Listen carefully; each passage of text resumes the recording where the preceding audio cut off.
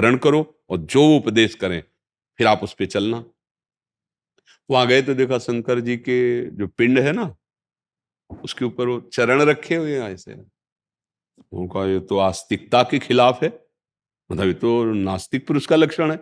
भगवान शिव के चिन्ह पर जो है चरण रखे हुए, तो कहा आप चरण हटाइए ये भगवान शंकर के ऊपर से। तो उनका बेटा जहां भगवान शंकर ना हो वहां रख दीजिए, मैं बूढ़ा शरीर हूं। ऐसे चरण पकड़ा, ऐसे किया, हटाया आवेश में, नया शिवलिंग, जिधर करे नया शिवलिंग, कण कण शिव। तो आप समझ गए, पहले तो लगा कि ये तो आस्तिक भी नहीं है और इनको गुरु बनाने की बात। तब चरणों में पड़े, बोले भगवान, भगवान ने कहा कि आपको गुरु में, तो बोले उपदेश हो गया। कोई कण ऐसा नहीं जहां भगवान नहीं है, इसका बस गुरु उपदिष्ट। अब जब चिंतन किया तो एक दिन रोटी बना रहे थे, बना के रखा और घी ऐसे गर्म करके उसके ऊपर लेप करने के लिए जब मुड़े तो एक काला कुत्ता ऐसे रोटी मुंह में दबा के भागा। तो बोले देखो देखो रोटी ले जा रहा है, तो आप घी का कटोरा ले जाए। प्रभु आप भागिए मत, रोटी में घी लगवा लीजिए फिर पा लीजिए। नाथ अब गुरु कृपा से मैं जान गया हूं कि आप सब में विराजमान है। कुत्ते में भगवान प्रकट हो गए। फिर जब मंदिर दर्शन करने गए तो बोले देखा, गुरु कृपा ने कुत्ते में हमारे दर्शन करा दिए और मैं ही उस बालिका के रूप में थाप मार रहा था, तुम नहीं जान रहे थे, हमसे मंदिर में शिकायत करने आए थे। आज गुरु कृपा हो गई तो कुत्ते में तुमने भगवान ढूंढ लिया। तो बिना गुरु कृपा के भगवत साक्षात्कार तत्व बोध होना ये असंभव है, असंभव। इसीलिए बड़े भगवान ने गुरु बनाया। बोलो भगवान की श्वासों से चारों वेदों का प्रादुर्भाव हुआ है, भला भगवान का कौन गुरु बन सकता है। लेकिन भगवान ने जब जब अवतार लिया तो गुरु रूप वर्ण किया कि नहीं। राम जी तो वशिष्ठ जी को कुलगुरु हैं, विश्वामित्र जी को गुरु रूप में स्वीकार करके पीछे पीछे चले। जनकपुरी में भी जब गए तो गुरु भगवान के रूप में विश्वामित्र जी थे, अवध में वशिष्ठ भगवान गुरुदेव के रूप में थे, कृष्णावतार में संदीपनी गुरु जी प्रसिद्ध है नहीं भगवान।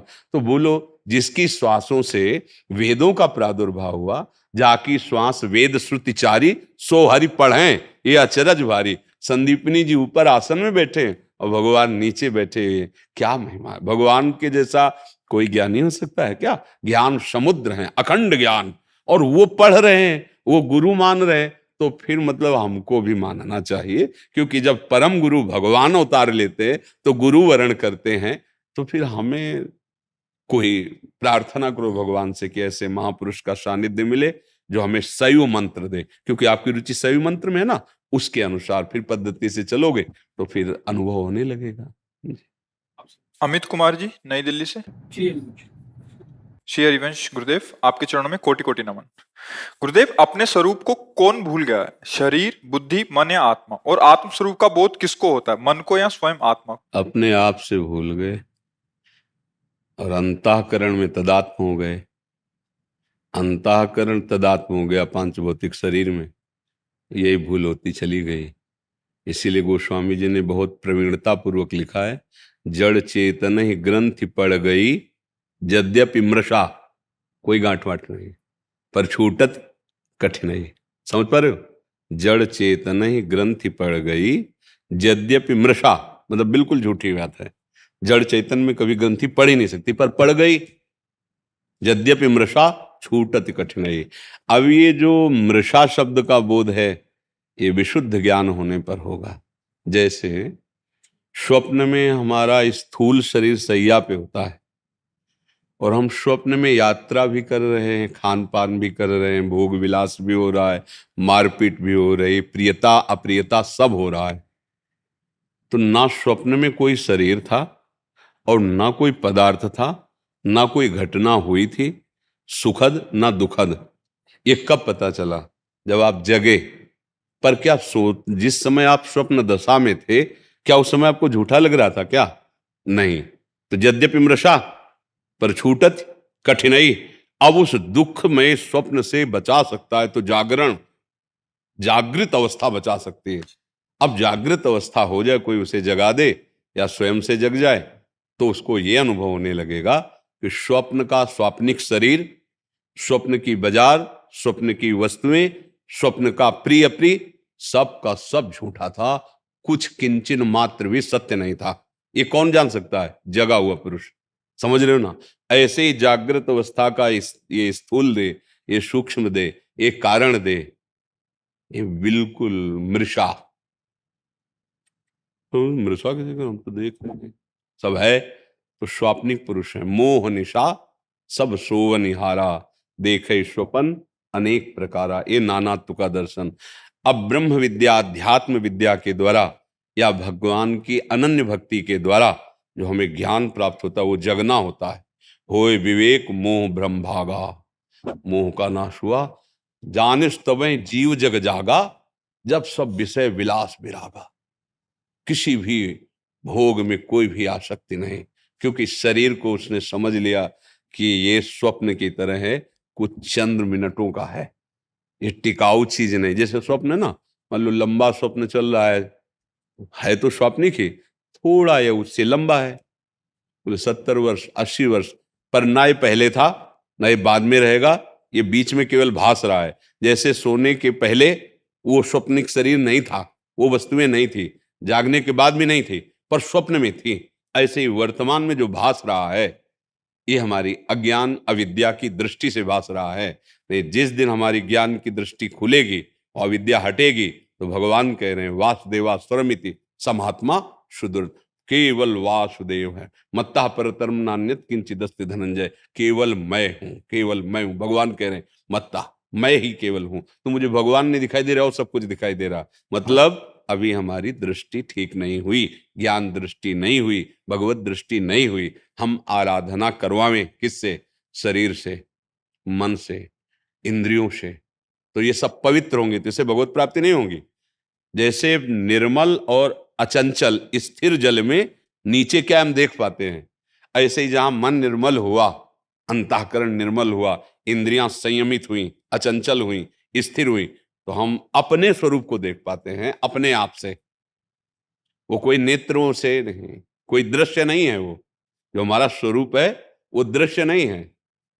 उसको ऐसे नहीं देखा जा सकता जैसे आपको हम देख रहे हैं, उसको ऐसे नहीं जाना जा सकता जैसे हम आपको जान रहे हैं। वो मेरा स्वरूप है, पर अभी हमने मान लिया इस स्वरूप को, तो उसकी सोच ही नहीं है। आप देखो, हो ना आप, पर आप कहाँ हो बताओ? आप हाथ रख के बताओ मैं यहां हूं।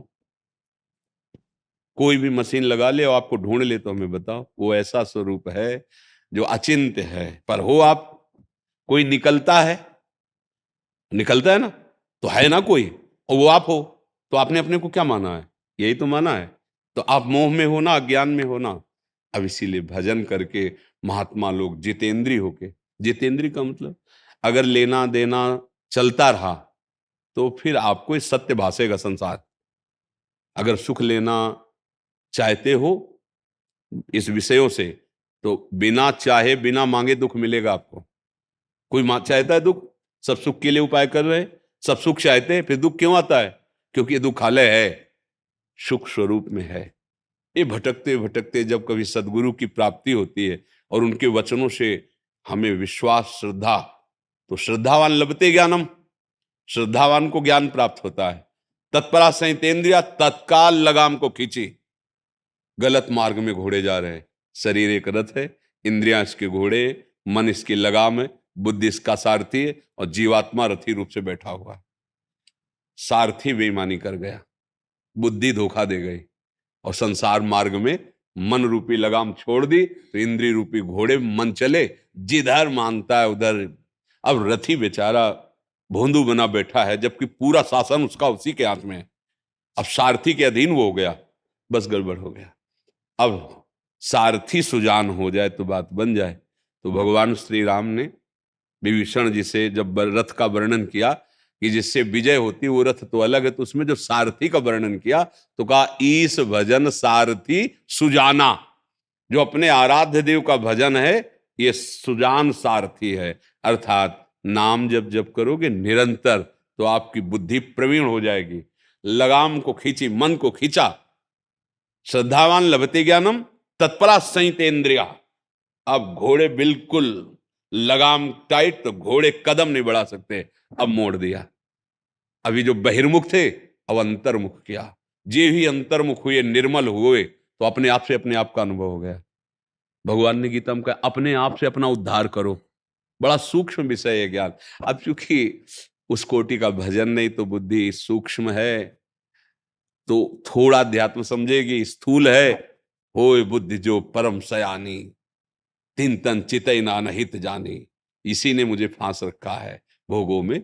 यद्यपि हम बंधे नहीं, फिर भी बड़ा जोर का बंधन है। बस इसी भ्रम को मिटाना है। भ्रम मिटता है विवेक से, और विवेक मिलता है सत्संग से, और सत्संग मिलता है भगवत कृपा से। अर्थात हमारी बात बन गई, हमें सत्संग मिल रहा, भगवत कृपा हमारे ऊपर है। अब हम विवेक से सावधान होकर के, हम नहीं जान पा रहे अपने स्वरूप को, तो इतना तो जान पा रहे हमारे आराध्य देव प्रभु हैं, वही आत्मस्वरूप हैं। तो हम तन मन वचन सब कुछ उनको समर्पित करते हैं। शरीर की सारी चेष्टाएं उनको समर्पित करते हैं, चाहे व्यवहार की हो चाहे परमार्थ की हो। वाणी से उनका नाम जप करना, गुण कीर्तन करना, हृदय में उनको आराध्य देव के रूप में जब आप स्वीकार करेंगे तो सारी इंद्रियां उधर ही चल पड़ती हैं। जिधर हम स्वीकृति करते हैं उधर ही इंद्रिया जाती है। जैसे हम स्वीकृति पुरुष, अब इसके अनुकूल भोगों में इंद्रिया अपने आप जाएंगे। और जैसे हम स्वीकार कर ले मैं प्रभु का दास, अब उधर जाएंगे तो जलन पैदा हो जाएगी, क्योंकि वो विपरीत दिशा हो गई आपकी स्वीकृति से। सारा खेल इसमें आपका है, आपकी स्वीकृति का है। इसलिए आप स्वीकार करें पहले प्रभु को। मानी संख्या से सवाल हल करें, क्योंकि बड़ा सूक्ष्म सवाल है। किसी करण के द्वारा अपने आप को नहीं जाना जाता। ये यंत्र हैं, ये हमें नहीं जानते, हम उनको जानते हैं। पर हम अधीन हो गए करणों के, मन के, अहम के, चित्त के, बुद्धि के। ऐसा थोड़ी लगता है कि ये हमारे करण है। ऐसा लगता है मैं ही चाह रहा हूं, मैं ही देखना चाहता हूं, मैं बोलना चाहता हूं, मैं सूंघना चाहता हूं। और जबकि मैं में कोई कामना नहीं है, मैं में कोई चाह नहीं है। मैं अंतःकरण में भ्रम से अपने को स्वीकार करने के कारण इसमें कामना पैदा हो गई, चाह पैदा हो गई। इसी से हम बंधन को प्राप्त हो गए। खूब नाम जप करो, और जहां तक हो सके ब्रह्मचर्य से रहने की चेष्टा करो। जब तक इंद्रियां पवित्र नहीं होंगी, बेविचार प्रवृत्ति रहेगी, तो फिर ये सब केवल बातें रहेंगी, अनुभव में नहीं आएगा। नाम जप करो, अच्छे आचरण करो, जहां तक हो सके आहार विहार संयम। तो भगवान का भजन आत्मबोध करा देगा। क्योंकि जब निर्मल हुआ ना जैसे जल, और स्थिर है, चंचल हो तो भी नहीं समझ में आएगा, स्थिर तो दिखाई देता है नीचे क्या है। तो सबकी तह में आत्म तत्व प्रकाशित, उसी से सब प्रकाशमान है। और वो मेरा स्वरूप है, वो मैं हूं। ये ना तन हूं, ना मैं मन हूं, ना मेरा स्वभाव है। तीन गुणों का स्वभाव है। और ये माया रचित, ये अष्टधा प्रकृति, इसी को मैं मानकर हम भ्रमित हो रहे हैं। अविनाशी विनाशी को मैं मान के विनाशी भाव को प्राप्त हो गया है। समझ पा रहे हो कुछ? देखो भजन करके देखो, अगर समझ में आ जाए, बहुत गूढ़ पहले ये समझ में आ गया तो सिद्ध परमहंस हो गए, फिर क्या है। करमवीर जी चंडीगढ़ से। श्री हरिवंश महाराज जी, राधा वल्लभ श्री हरिवंश। अगर हम किसी वैष्णव या अन्य व्यक्ति के आचरण के बारे में मन में विचार करते हैं कि उसका आचरण सही है या गलत है, परंतु उस विचार को वाणी से व्यक्त नहीं करते, तो क्या महाराज जी इसे निंदा माना जाएगा? व्यक्त नहीं करना, वो तो दिखाई ही देगा ना। मतलब कोई गलत आचरण कर रहा है तो हमें ज्ञान है, तो दिखाई दे रहा है ना गलत आचरण कर रहा है। पर हमको बस ऐसे देखना है कि जैसे बिजली है ना, वो हीटर में गर्म कर रही है, इसमें ठंडा कर रही है, तो ये यंत्र का गुण है, बिजली का स्वभाव नहीं। ये बिजली नहीं गर्म ठंडी, जिसमें जैसा गई वो ऐसा ही रूप धारण कर लेती है। तो सतोगुण रजोगुण तमोगुण का ये प्रभाव है कि रजोगुण तमोगुण से मिक्स होकर के मलिन आचरण कर रहा है, पर उसके अंदर शुद्ध परमात्मा तत्व विराजमान है। हमको उसको देखना, पर ये तो पता चल ही जाएगा ना। मान लो कोई थप्पड़ मारा तो पता चल ही रहा ना थप्पड़ पड़ा है, पर हमको एक्शन पे नहीं लेना है। बस बात इतनी। हम अगर वाणी से निंदा शुरू कर दी, अब बात अपराध, हमें दिखाई तो दे रहा है कि भाई वो गंदा आचरण कर रहा है, वो शास्त्र सम्मत आचरण नहीं है, पर प्रभु आप ही हो इसमें, ये आपकी त्रिगुणमयी माया लीला है। अब वो जैसा आवेश कर दे, मान लो पुत्र है या शिष्य है, दो पर दोष दर्शन करके डांटना, शासन पे लाना अधिकार है।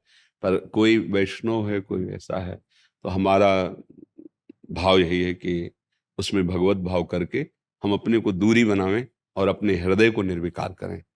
अगर हम ऐसे देखेंगे तो पूरा जगत रचा है गुण और दोष से।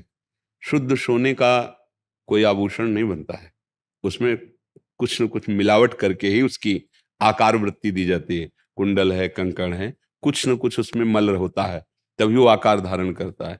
ऐसे अगर हम देखें तो इसमें मिलावट है, पाप और पुण्य दोनों से मिश्रित तन की रचना होती है। जो मनुष्य शरीर की रचना ना, जैसे शुद्ध पुण्य तो देव शरीर, और पाप तो यातना देह नरक का, पाप और पुण्य मिश्रित। तो पाप और पुण्य जिसे होते हैं उन्हें गुण और दोष कहते हैं। तो गुण और दोष का स्वभाव रहेगा ना, तो हमको क्या कहना है? गोस्वामी जी कह रहे जड़ चेतन गुण दोष में विश्व कीन करतार, संत हंस गुण गाहे पे परिहरि बारी विकार। दो चीजें, गुण और दोष, दोष रूपी विकार है और गुण भी है। तो जैसे दूध और पानी मिला दे तो हंस का स्वभाव होता है दूध पी लेना, पानी छोड़ देना। ऐसे ही हमको अपना स्वभाव रखना पड़ेगा कि उस जिस व्यक्ति में दोष है उसमें कुछ गुण भी है, हम उनको स्वीकार कर लेते हैं और दोष की तरफ से उदासीन हो जाते हैं। तेरे भावे जो करे भलो बुरो संसार, नारायण तू बैठ के अपनो भुवन भुआर। नारायण स्वामी कह रहे अपने हृदय को ठीक करे, पर दिखाई तो देगा ही, ऐसा तो नहीं कि नहीं दिखाई देगा। तो अंदर मनन होगा ही कि ये आचरण वैष्णव का तो नहीं है, सर हम कहेंगे नहीं, हम अपने को सुधारेंगे। हाँ, वो हमारे से यदि प्रियता रखते हैं तो हम डायरेक्ट उससे कहेंगे, उसकी बात दूसरे से नहीं कहेंगे। जैसे मान लो आपको लग रहा है कि प्रणाम महाराज, हम किसी निंदा की भावना से नहीं कह रहे प्रभु, पर हमारे मन में बात आई तो आप या तो इसका निरूपण करें और या आप सुधार कर लें। अपनापन करके उसी से बात करना, वो तो कहीं तक चलेगा, लेकिन आप किसी दूसरे से उसकी निंदा कर दे फिर वो आपके सुकृत नष्ट करने वाला बनेगा। तो ऐसा भाव है। वैसे कोशिश तो यही कि हमें सब जगह भगवान का भाव रखना है, क्योंकि है जड़ चेतन गुण दोषमय है, गुण दोषमय दोनों से बला हुआ है। कहीं भी उसमें अगर 90 गुण है तो फिर दोष भी है, 90 दोष हैं तो कुछ गुण भी हैं। ऐसा कोई नहीं कि गुण गुण ही है या दोष दोष ही है, ऐसा नहीं। मिश्रित तन बना हुआ है, ये तन मिश्रित बना हुआ है। हाँ, भजन के बल से फिर निर्दोष ब्रह्म को प्राप्त हो जाता है, तो उसे कहने लगते हैं कि ये तो साक्षात भगवान है। भगवान के भक्तों को नहीं कहा जाता ये तो साक्षात भगवान, ये संत नहीं, ये तो भगवान है। अब हुआ क्या? अब वो गुण दोष से ऊपर उठ गया, वो ब्रह्मविद ब्रह्मविभूत, जो ब्रह्म को जान गया वो ब्रह्ममय हो गया। तो अभी तो हम ना ब्रह्ममय दृष्टि प्राप्त किए हैं और ना उधर, क्योंकि तो हमको क्या करना है, हमें अपनी दृष्टि सुधारनी है। हमारा मित्र है, प्रियजन है, तो हम विनय कर देते हैं या समझा देते हैं, पर उसकी बात दूसरे से कहना, फिर वो निंदा। और निंदा पर निंदा के किएते आवत नहीं कछुआत, मूरख पर्वत पाप को ले चल अपने साथ। तो सिद्धांत से चले हम, किसी की निंदा पर मन में आ जाएगा। कड़ुआ है तो मन में आएगा ना कड़ुआ है, मीठा है तो आएगा ना मीठा है, पर हम शांत रहें बस। महाराज जी, जैसे लोक व्यवहार में है ना, तो मान लो वहाँ पे कंठी तिलक वाले अपने लगते हैं, अपने प्रिय लगते हैं। हाँ। तो कई बार फिर जब देखते हैं व्यवहार तो फिर ये है कि दूरी। हाँ, अब ऐसा है ना कि उद्देश्य ठीक ना होने के कारण सब गड़बड़ हो जाता है। जैसे लक्ष्य हमारा है, ये भेष का उद्देश्य होता है भगवान की प्राप्ति, भगवान का चिंतन। अब मन को भगवान में लगाना बड़ा कठिन। अगर सुविधा का लक्ष्य लेकर के हम ये वेश धारण करेंगे तो फिर हमारे आचरण तो बिगड़े होंगे ही, और अगर भगवान की प्राप्ति का लक्ष्य है तो फिर संभल जाएगा। और अगर भगवान की प्राप्ति का लक्ष्य नहीं तो भेष नहीं संभाल सकता कि हम भेष बना लिए हम महात्मा हो जाएंगे, ऐसा नहीं है। बिना सिद्धांत के, बिना गुरु शासन के, शास्त्र शासन के कोई अंतर्मुखता में परमानंद की अनुभूति नहीं। और जब उसकी अनुभूति नहीं तो फिर यही चाहत रहती है, तो फिर वो गलत हो जाता है। बिन विवेक वैराग्य भक्ति बिनु सत्य नये को मानो, भगवत विमुख कपट चतुराई सो पाखंडे जानो। अब क्या होता है कि ना हम अपनी श्रद्धा बैठाल पाते हैं जहाँ बैठालना है प्रभु में, और ना जो प्रभु में श्रद्धा बैठालने के लिए हमारा संग स्वीकार करेंगे, ना उनकी श्रद्धा की रक्षा कर पाते हैं। तो दोनों जगह से जाते हैं, बड़ी दुर्गति होती है। पक्का समझ लेना, ये नहीं कि तुमने भेष रख लिया तो तुम्हें भगवान स्वागत करेंगे। हरे शिष्य धन शोकन हरे, सो गुरु घोर नरक मा परे। तो अपने को क्या, अपने को बचाना है। जैसे गंदी नाली है और उसमें ईंट डालोगे छिट्टी आपके पड़ेगी। गंदा आचरण वाला है, निंदा करोगे गंदे आप बन जाओगे। तो हे भगवान आपकी लीला आप जानो, राधा राधा राधा। अपने को बचाना है, दूरी बना के रहे। जिसका लक्ष्य भगवान नहीं होते भैया, वो चाहे जो भेष रख ले, मन पर अंकुश नहीं हो सकता। और मन निरंकुश है तो इंद्रियां निरंकुश हैं। मन और इंद्रियां निरंकुश है, उसी को तो विषयी पुरुष कहते हैं। भेष चाहे जो रख लो, है नहीं? तो इस पर बहुत सत्संगी क्या होता है, अपने को भी बचाता है और उसको भी बचाता है। उसको बचाता है मतलब तुम्हारे यहां संग से हम तो गिरने वाले नहीं, लेकिन हमारे यहाँ कोई ऐसा होगा नहीं कि जो तुम्हें गिरने का अवसर दे, बिल्कुल। तो धर्म विरुद्ध आचरण जहां भी दिखाई दे तो तजिए ताहि कोटि बैरिशम यद्यपि परम सनेही जाके प्रिय न राम वेदे। गोसाई जी कह रहे हैं कोई भी हो जिसके संग से, चाहे वो वस्तु हो, व्यक्ति हो, स्थान हो, कोई भी हो, हमारा भगवत चिंतन छूटने लगे, धर्म विरुद्ध आचरण दिखाई देने लगे, हम संग नहीं करेंगे। कोई भी हो, इसमें डरना नहीं, चाहे सच्चा मानना, इसमें कोई दम नहीं, डरना नहीं। भोजन, वस्त्र, औषधि किसी को भी करवा लेना। कभी कोई ऐसा लगे ठंडी में कांप रहा है, कोई भी है, भोजन, कोई भूखा है, कोई बीमार है, कोई भी हो, गृहस्थ हो, विरक्त हो, कोई भी हो, अवसर मिले तो चूकना नहीं, फिर उस समय सेवा कर दी। इसकी जब बात आवे तब वहां पात्रता देखनी है, ये हमारे अर्थ का क्या प्रयोग करेगा, क्योंकि कर्ता, प्रेरक, अनुमोदन तीनों को बराबर फल मिलता है। इसलिए बहुत सावधान। जहां शास्त्र विरुद्ध आचरण दिखाई दे वो कुसंग होगा, वो सत्संग नहीं होगा। कोई भी हो, हट जाना चाहिए, अपने को सुरक्षित रखना है। इस जन्म में हमें भगवत प्राप्ति करना ही करना है, नहीं तो आगे का समय ऐसा आएगा कि भगवत प्राप्ति का मार्ग ही नहीं मिलेगा। हाँ, आचार्यों ने भिक्षान्न के लिए कहा है, तो 5 घरों में जाके दरवाजे के बाहर से एक एक रोटी ले लो और खा लो, भजन करो। रुपया की मांग के लिए तो आज तक हमने कहीं नहीं। और जो सच्चे मार्ग के पथिक हैं कभी मांग भी नहीं सकते, पक्की बात। हाँ, अपने पास है। अब जैसे कोई वृंदावन वास कर रहा है, अब उसे बिजली का है, ऐसा कुछ दिखाई दे, 150 रुपया का सहयोग कर देते, कोई बात नहीं। पर पक्का पता होना चाहिए कि हमारे पैसे शराब नहीं पिएगा, हमारे पैसे से गंदा आचरण नहीं करेगा जाके। तो अगर नहीं तो हम भोजन दे सकते हैं, लेकिन हम पैसा नहीं दे सकते। इसमें सावधान, कल भी इसी में थोड़ी चर्चा हुई थी, इसमें सावधानी रखे, दूसरों के गुण दोषों का चिंतन ना करते हुए अपने को सुधारते हुए भगवत मार्ग में चलना है। मेरे गुरु जी कैलाश मठ में है, काशी में है, उनको 104 साल हो गए, लेकिन पथारी बस है, अन्न नहीं ले रहे। हाँ, अच्छा, हाँ, अन्न नहीं ले रहे, नली से ले रहे। हाँ, वृद्ध तो से। बस राधा रानी कृपा करे कि उनको जो इच्छा है पूर्ण हो जाए उनकी। गुरु की तो कोई इच्छा नहीं होती, वो तो अखंड। वो काशी में ही वो लेना चाहते हैं। देखो, अगर भगवान की इच्छा से ऐसे महापुरुषों का शरीर कहीं अन्यत्र भी पूर्ण हो तो काशी में ही है। शरीर महत्व नहीं रखता ऐसे महापुरुषों का, जो जीवन में भगवान का भजन किए ना, तो कहीं भी शरीर छूटे जाए वो अपने ही लक्ष्य को प्राप्त होते हैं। आप शिष्य हो तो आपको ये भावना करनी है कि मेरे गुरु पूर्ण परमात्मा है, किसी के आशीर्वाद की थोड़ी गुरु को जरूरत है, वो पूर्ण ब्रह्म है, गुरु साक्षात परब्रह्म। पर आपका ये प्रेम है उनके प्रति, पर ये प्रेम थोड़ा हल्का नजर आ रहा है, इसको और बढ़ाइए। गुरु के प्रति प्रेम है, पर वो प्रेम हल्का नजर आ रहा है। आपके साक्षात परमात्मा है वो गुरुदेव, वो कहीं भी, वो अपने स्वरूप में भी है। बिल्कुल ऐसा हम क्या करते हैं कि गुरु में मानव बुद्धि कर बैठते हैं, मनुष्य बुद्धि कर बैठते हैं, यही धोखा हो जाता है।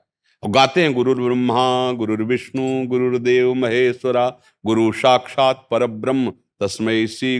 गाते हैं अखंड मंडलाकारम व्याप्तम येन चराचरम, चर चर में गुरुदेव व्याप्त है। तो हर कण उनके लिए काशी है और वो स्वयं शिव हैं। भावना करो, मेरे गुरुदेव स्वयं शिव हैं, जहां वो बैठेंगे वहीं काशी होगा, जहां वो शरीर छोड़ेंगे वही अविनाशी है। बस मस्त।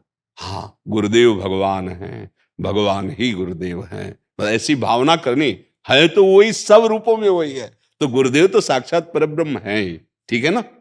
आपके गुरु के प्रति प्यार का जो हम दर्शन कर रहे हैं, आप प्रणाम है। कोई अपने गुरुदेव के प्रति जब ऐसा प्यार करता, जैसे हम लाडली लाल को आशीर्वाद देते हैं, तो भला उनको क्या आशीर्वाद, तो प्रभु हैं, पर प्यार में ना वो प्रभु हैं भूल जाते हैं। ऐसा हमें लगता है हमारे प्यारे सुख में रहें, हमारे प्यारे को कोई कष्ट ना हो। तो ये गुरुदेव के प्रति आपका प्यार है, तो इस प्यार के साथ थोड़ा ज्ञान भी रखिए कि हमारे गुरु परब्रह्म परमात्मा है। दंडोत दंडोत आसन लगाओ। पूरी जगन्नाथपुरी कभी आए? कभी गए महाराज जी आप? नहीं। नहीं महाराज जी। बनारस। हाँ, हमारी जीवन यात्रा गंगा जी के किनारे ही, बस गंगा जी के किनारे, काशी से लेकर, हाँ, काशी से लेकर अधिक समय काशी के घाटों में वो भी गंगा किनारे किनारे, जो जैसे निम्बुआ घाट, सेनपुरा जैसे बड़े बड़े आश्रम जो जंगल में, तो उनमें कभी हम हरिद्वार के ऊपर नहीं चढ़े, बस फिर लौट आते थे। और काशी, काशी में 80 घाट है। हाँ 80 एक घाट गुरु है। भाई हमारा है, बालक दास है। हम तो घाटों में रहते थे, किसी से संबंध नहीं, जो भगवान महादेव जी आहार भेज देते थे वही पा लेते थे एकांत से। तो अंदर से बस एक ही बात थी कि मुझे ब्रह्म साक्षात्कार होना चाहिए। हमारे अंदर बस बचपन से जब निकले ना, तो ये था कि जो शास्त्रों में लिखा उसका हमें साक्षात्कार करना है। इसीलिए ना आश्रम की सुविधा अच्छी लगती थी, ना किसी का प्यार अच्छा लगता था, ना किसी से मिलना अच्छा लगता था। बस यही लगता था कि पहले हम उसका अनुभव करेंगे, बाद में सब बातें होंगी। तो भगवान की कृपा से, इसलिए कहीं कोई आश्रम में परिचय नहीं, कहीं किसी धाम में किसी से परिचय नहीं। अपरिचित जीवन, जिसके परिचय के लिए चले हैं पहले उससे परिचय हो जाए, फिर परिचय। अब देखो उनका खेल है, अब कितने लोग परिचय मिल रहे हैं, दर्शन, आप सब गुरुजन दर्शन देने आ रहे हो। बस पहले जिसके लिए हमारा जन्म हुआ है, जिसके लिए हमारे को प्रेरित किया गया, पहले उसका साक्षात्कार, फिर बात समझ में। अब वही सब रूपों में कृपा कर रहा है, बस ये। इसलिए कहीं उद्देश्य ही नहीं बना, बस उद्देश्य ये था कि बस जैसे भी हो मन को परमात्माकार भगवदाकार बनाकर ये विषय चिंतन छूटे, संसार का चिंतन छूटे। धन्यवाद धन्यवाद धन्यवाद धन्यवाद।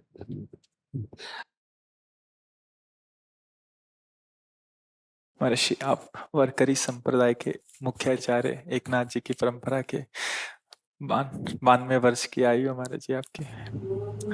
एक कृपा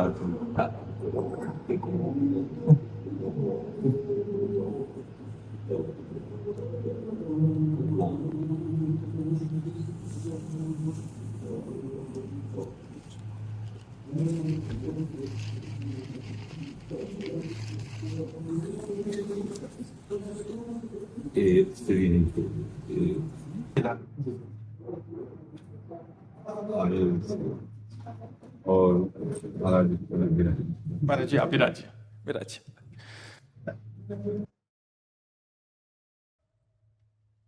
ये श्री जी की अंग प्रसादी चुनरी है। आप वैष्णवजनों को माला धारण करवाओ, सबको माला दो। ये आपका वात्सल्य है, आपका दुलार है। जैसे माता पिता अपने वात्सल्य से प्रेरित होकर पुत्र को सदैव दुलार करते रहते हैं, ऐसे गुरुजन वात्सल्य से प्रेरित होकर के दुलार कर। नहीं तो हमें जाके आपके दर्शन करने चाहिए, पर शरीर की अस्वस्थता और धाम निष्ठा इस कारण से लाडली जो आप जैसे संत महापुरुषों को बुला करके नेत्र गोचर कराती है। नहीं तो बड़ी कृपा। सेवक सदन स्वामी आगमनु, मंगल मूल अमंगल दमनु। सेवक के सदन पे स्वामी का आगमन समस्त मंगलों को प्रदान करने वाला, अमंगलों का नाश करने वाला है। ये आप सब कृपा करके आए हैं, क्या सेवा करें आपकी। हम चाहेंगे कि एक ही मिनट से आप अपने भाव से जो आपका कीर्तन है वो आप करवाएं, सब गावें साथ में।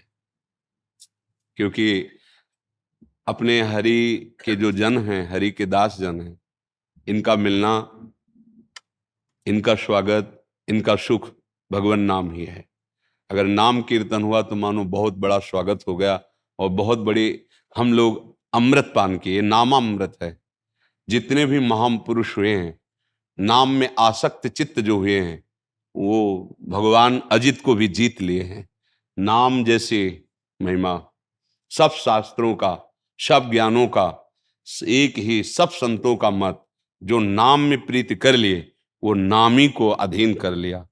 पतंगो यथा तो मन भ्राम्यमाणा, जैसे डोरी हाथ में हो तो पतंग जाएगी कहाँ, ऐसे नाम गुरुजी ने जो दे दिया है वो हमारे चिंतन में, हमारी जिह्वा में, तो प्रभु जाएंगे कहाँ। दर्शन क्या, वो तो कभी छोड़ ही नहीं सकते। हाँ, तो हमारी इच्छा है 1-2 मिनट कीर्तन करवाए। आप अपने यहाँ जो कीर्तन करते वो कर रहे हैं।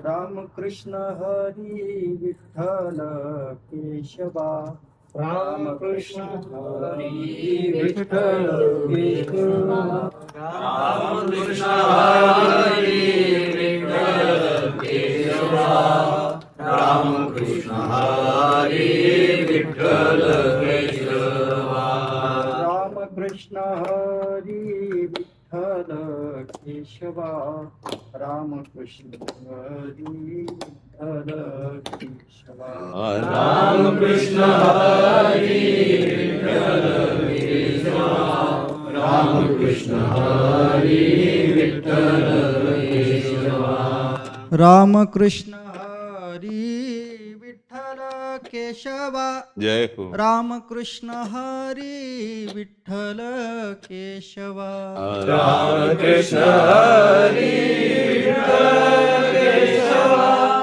राम कृष्ण हरी विठ्ठल केशवा राम कृष्ण हरी विठ्ठल केशवा राम कृष्ण हरी विठ्ठल केशवा राम कृष्ण हरी विठ्ठल केशवा राम कृष्ण हरी विठ्ठल केशवा राम कृष्ण हरी विठ्ठल केशवा राम कृष्ण हरी विठ्ठल केशवा राम कृष्ण हरी विठ्ठल केशवा राम कृष्ण हरी विठ्ठल केशवा राम कृष्ण हरी विठ्ठल केशवा राम कृष्ण हरी विठ्ठल केशवा राम कृष्ण हरी विठ्ठल केशवा राम कृष्ण हरी विठ्ठल केशवा अभंग बोलते महाराज जी इंडिया बन है इंडिया बन भी गया ऐसा श्री संत तुकाराम। हाँ तो हिंदी वाला गाओगे तो जल्दी समझ में आ जाएगा छोड़े धन मंदिर बन बसाया छोड़े धन मंदिर बन बसाया मांगत टूका घर घर खाया मांगत टूका घर घर खाया तिन सोहम करवो सलाम तिन सोहम करवो सलाम जा मुख बैठा राजा राम जा मुख बैठा राजा राम तिन सोहम करवो सलाम तिन सोहम करवो सलाम तुलसी माला बबूत चरावे हरि जी के गुण निर्मल गावे हरि जी के गुण निर्मल गावे तिन सोहम करवो सलाम तिन सोहम करवो सलाम कहे तुका जो साई हमारा हिरण्यकश्यप जिने मार ही डारा तिन सोहम करवो सलाम जा मुख बैठा राजा राम जा मुख बैठा राजा राम तिन सोहम करवो सलाम सबको श्री का प्रसाद वरदे हरिविठ्ठल श्री ज्ञानदेव तुकाराम पंढरीनाथ भगवान की जय स्वामी ज्ञानेश्वर महाराज की जय सद्गुरु तुकाराम महाराज की जय सद्गुरु महाराज की जय जय हो मेरी लाडली नहीं, क्या सेवा करे बस अब कुछ बस यही है कि है क्या पर ऐसा लगता है क्या करूं पर जैसे भी हैं आप सबके